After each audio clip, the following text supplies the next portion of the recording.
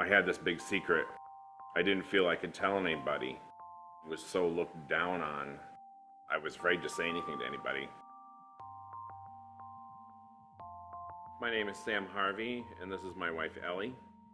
My relationship with my father, we weren't really close. I was a lot more like my mom than I was my dad. I didn't get the physical and emotional part that I needed because his dad didn't give that to him either, and he didn't know how to give it. At about the age of 6, I had an older boy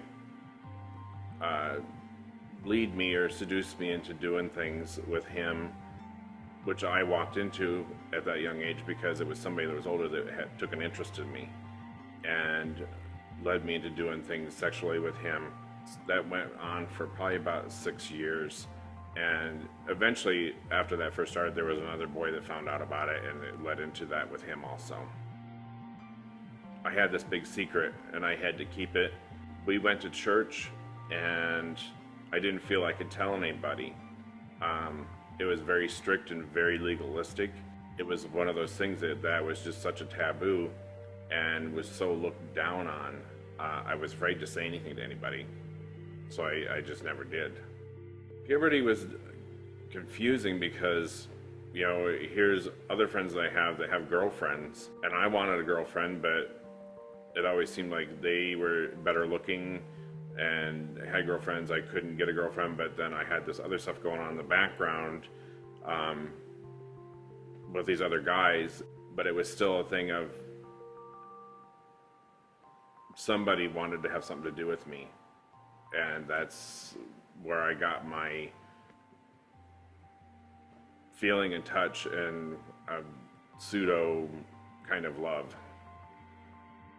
When I was 20 years old, I ended up moving far away from where I lived to Florida. After being there a while, and there weren't the boundaries and the safeguards around me of the people I had known forever, going to church and growing up with. Once those were gone, I just kind of cut loose and went wild and just let everything go. Started a job, and my boss turned out to be gay, and he just kind of took my hand and said, "Oh, come on, go with us," and go with me and my partner. And I'd never really been to bars or anything like that growing up going to church, so it was just a whole different new world to me. And started out, it was a lot of fun.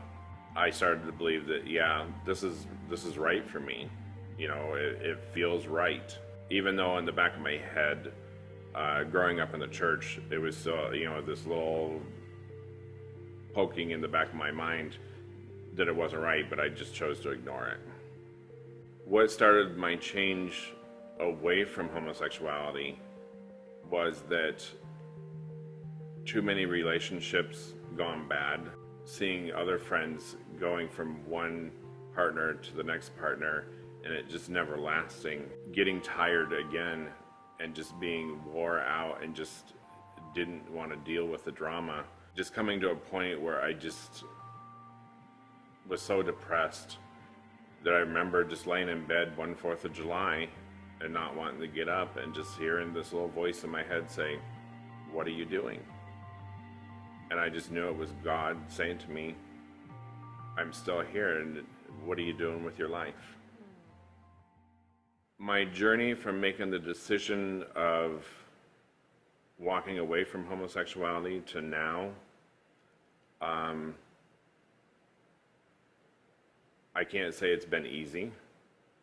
I've had some really rough times. The only thing that got me through it was soon after that, I was just praying to God on my way to work one morning, and I said, "I don't like all these feelings. I don't want to have them anymore. I know it's not right.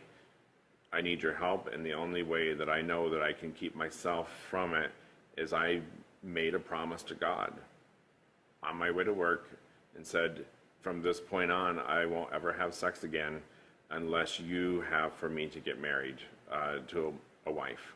Close to 2 years ago, I moved to Arizona, started going to a church, didn't really like it, so then I switched and started going to a different church.